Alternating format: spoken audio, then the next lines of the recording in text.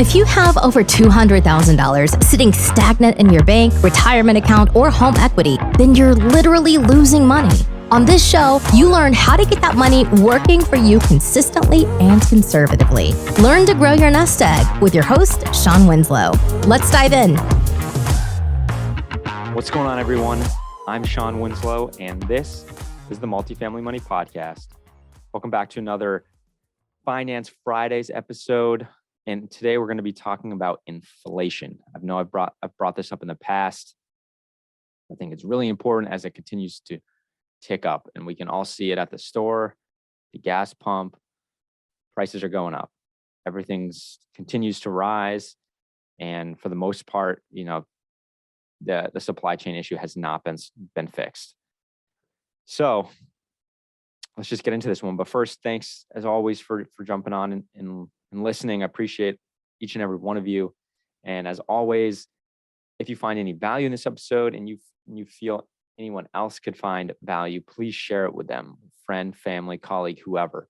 And if you haven't done so, please leave a rating and review. That's how we get in front of more ears and eyes. I would greatly appreciate that. So let's talk inflation. So I believe last time we talked, inflation was around 5-6%. PPI, I think, Price Producers Index, was around 8 or 9, I believe, last time we talked, or 10. But if we look at it now, we have inflation at 7%. 7%. That's the highest it's ever been since, I believe, 1982. That's crazy. 7% inflation. And that's not even the legit inflation, if you want my honest truth. The way we calculate it's just not the correct way. It doesn't take, I don't want to get really into the weeds, but it doesn't take certain factors into account, and it overweights certain things it shouldn't. There's some argue that it's probably the true inflation is probably closer to like 12 to 15%. And we can see that certain items that are up over 20, 30%, right? From pre-pandemic levels for even just 12 months ago, which is insane. And then, as I always say, I like to look at PPI, the Producers Price Index, because that's very indicative of where prices are going, because that's the price or the cost it costs the manufacturer to produce the item. And then we all know they're just going to pass it on to us, the consumer, right? They're not going to take a loss. They want to keep their profit margins healthy, so they produce on that extra cost. So right now, PPI in December was at 9.7%. 9.7%. And so CPI's at 7%, Consumer Price Index, PPI's at 9.7. So there is still more room for the CPI to increase. And, there's an argument out there, well, what's causing this? Some argue it's supply chain issues created by the pandemic, and others argue, no, it's the fact that we just keep pumping more cash into the system, and that's what's creating inflation. Because, if you have, classic supply and demand, if you have more money out there, then the money that you have is going to be worth less, because it's just devaluing it, right? You're going to have to use more dollars to buy the same item. Personally, this episode's not going to get into that debate, but personally, I feel it's a combination of both. Because anytime you pump cash into the market, of course, it's going to cause inflation. That's just natural, the whole supply and demand thing. And then two, supply chain issues created by COVID and the pandemic. That's something you can't look past. That's very evident. We see in everyday life. The fact that it takes months to get furniture, like 6 to 8 months to get furniture. It takes months to get cars, if you can even get a car. What's going on in the used car market, and just what's going on in the ports in general, and how stuff is just sitting on ships. You can't look past that. So I think it's a combination of both. But whatever you agree with or not agree with, at the end of the day, I think we can all agree on that inflation is here. And at the end of the day, it hurts us, especially when income growth does not follow inflation. So what we're getting paid does not track with inflation. That puts a lot of pressure on people because there's still stuff they have to buy: food, water, pay for shelter, rent, all of that. And as that's going up and your income's not, it makes it tougher and tougher. It keeps pinching you and pinching you. So today I want to talk about, well, what can we do to kind of combat that inflation, right? Because until the whole supply chain thing is figured out, and until we stop pumping money into the markets, inflation is here, and I don't see it going anywhere. Yes, it's probably going to level out at some point and maybe retract a little, but I don't see it going back to, pre-pandemic or even just 12-month levels, 12-month ago levels in the near term. I think it's here for a while until we figure those issues out. So what do we do? Well, I've talked about this in the past. It's one of the main reasons I love cash flowing real estate. And I think that is one of the best. And don't just take my word for it. There's this report that comes out. It's actually a membership, a group called Tiger 21. And no, I'm not in this group. You have to have at least net investable assets of $10 million. So it's $10 to $1 billion of net investable assets. So these are ultra wealthy people. And every year they put out a report to their membership of, where you should be investing, how you should be constructing your portfolio. And, I was able to see the report. I guess it got leaked online, so I was able to see it. And their whole thing was to protect against inflation. That's how you need to set up your portfolio. And they go into, different factors. They have, crypto, tech stocks such as Tesla, and there's a few others, but the one that they led with was real estate, and they actually specifically mention apartment buildings.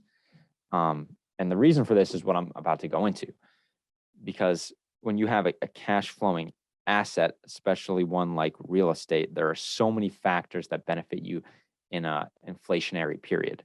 And I've mentioned this before, again, on why I love multifamily real estate. And this was on episode 15. So if you want to go back and see that whole episode, you definitely can check that out. But I'm specifically talking about why I love it for an inflationary period. And the reason for that is there's three major factors. One is, the asset appreciation or inflation itself. And we all know historically over time, real estate increases over time, right? That's something I don't think many would argue against. Over time, yes, there might be some dips here and there, but over time, it increases. So let's take, for example, we have a $1 million property, and say over a period of time, there's 10% inflation. So now it's worth $1.1 million. All right. And then you go to sell it. But then when you be like, yeah, Sean, but it's just, the inflation kind of offsets it because now your money's less worth. So it's kind of net. No, because most people are buying with leverage, and that's why you should buy with leverage. So buying with leverage of that $1 million property, you're putting $200K down, right? Let's use whole numbers to make it easy. So now what is your equity growth? Your equity went from 200K to 300K because you gained that 0.1 million, that 100,000 from the inflation. Now, what's the increase of 200 to 300,000? That's a 50% gain. 50% gain. This is one of the main reasons people love real estate, is because that is a protection against inflation, especially when you can use leverage. And now let's talk about the debt itself, because this is where it really, really gets powerful. And that's an inflation benefit we call debt debasement. And that's just a fancy term. It simply means, I'll explain it right here, is that you're buying debt at nominal dollars. You're buying debt today. So if you have a $1 million loan today, it's based off that $1 million today, not dollars in the future, dollars today. And this is why real estate experts, people who've been successful in real estate, always tell you, when you can, always buy long-term fixed debt, especially if it's at a very attractive interest rate like we're at now. So when you're buying stuff now, do whatever you can to buy long-term fixed debt. I know sometimes there's going to be scenarios where you can't, and you need to use maybe like a bridge loan or something more short-term. But try really hard to use long-term fixed debt. And this is why. If you have a $1 million loan, let's say, and you're in an inflationary period that's running at about 5% for a few years, kind of like where we are right now. This is something that we call a $50,000 tailwind. So let's look at it. So that $1 million loan is based in nominal dollars. Now a year goes by, there's been 5% inflation, right? So now that loan, all else equal, we're not talking about, payments being made, but 5% off of 1 million is 50K, right? So now in nominal dollars, right, it's worth 950K because of the inflation. Inflationary dollars, it's now 950K. Another year of 5% inflation goes by. Now it's at 900,000. And then another year and it's at 850,000. And you can just see it keeps going and going and going. And that's a $50,000 tailwind because of inflation. You have that $50,000 tailwind because when you buy long-term fixed debt, you're paying in nominal dollars, not in inflation adjusted dollars. So nothing changes on your debt, right? Yeah, inflation's going up, things cost more now, but your debt doesn't change. It still costs the same as it did on the day you signed on that loan. It's really powerful. And this is one of the main reasons people love real estate in general, but especially in an inflationary period. All right, the third reason why this is a great way to protect against inflation, and that's your cash flow enhancement. So historically, right, rent has increased with inflation. It kind of goes together, right? Sometimes even at higher rates. All depends on supply and demand. And right now we're in one of those periods where there's a deficit of 4 million units. So demand is a lot greater than supply. So that's what's really pushing the rent growth above inflation right now. But historically, it has increased with inflation. And just like anything else, when there is inflation, things, prices and costs go up. Just think about it. Taxes, property values, and maintenance costs, usually always go up. There's never a period where they really go down, right? That's rare. So if those things are going up over the long term, then rent's going to go with it because landlords need to be able to cover all those expenses, right? They're not just going to, lose money and let you live there. They need to at least break even. So rent's going to go up with that. So over time, rent goes up. I can't even really think of a period where rent's gone down. Like, yeah, we've had some insane growth in rent over the last year or so, but it's going to cool down, yes, but I don't see it like retracting. All right. So here's the really powerful thing about cash flow enhancement, and is that your cash flow goes up faster than your rent growth. And why is that? Because your biggest expense, which is your mortgage payment, right? Your loan is fixed. Just like I explained previously that in the debt debasement is that you're paying in nominal dollars, not in inflationary adjusted dollars. So when you have long-term fixed debt, that debt is staying fixed, but your top line, your revenue is going up, but that expense is staying fixed. So then that means your cash flow is going up even more, exponentially more than your top line, your revenue, your rent. This is what makes it so powerful to be in a cash flowing asset. And it doesn't have to be apartments, but I love apartments for many reasons. And when it comes to the rent portion of it, is they're on the shorter term of leases. Yeah, obviously not as short as short-term rentals, but compared to some office space, industrial, they're signing 5, 10, 15, you even see places that do like those 90-year leases, right? So those are really long-term leases. And yeah, they'll have some, inflation, clauses in there, or rent bumps in there, like it's 2% every year, or every like 2 or 5 years, it goes up X amount percent. But like that gets you fixed, where it isn't with apartments. You're only having usually on average 12-month leases, right? And a lot can happen in 12 months. Let's say you're fixed at a 2% rate on like an office space or industrial.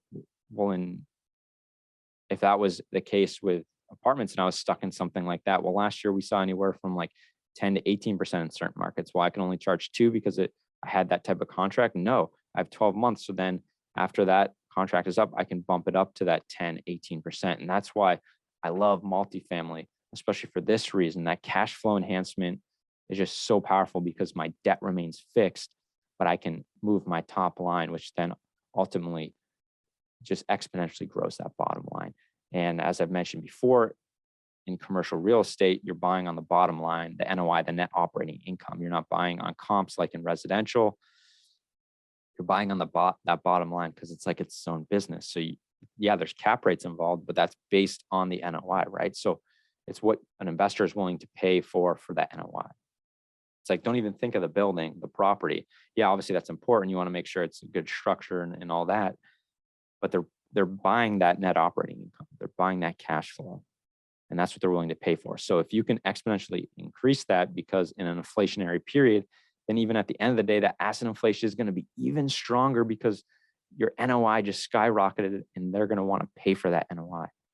So that's why this is so powerful. And that's why I urge everyone to have some exposure to real estate, if not a lot, like I do, especially in today's world. So yes, the title, is kind of clickbaity, but yes, you should go into debt to protect yourself against inflation in 2022. But that's the smart debt, the debt that pays you. All right, I hope everyone got some value out of this one. As always, if you have any questions, you guys can find me anywhere. You find me on Instagram at Sean Owens. You can find me on LinkedIn, or head to the website and schedule a call as well. Thank you again for tuning in as always, and I will catch you on the next one. Hey, this is Sean Winslow.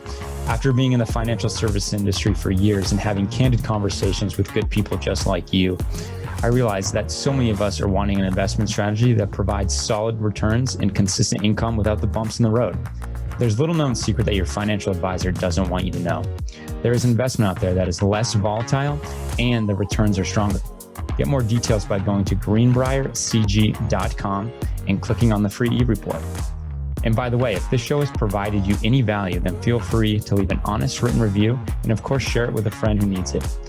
See you next week for another great show.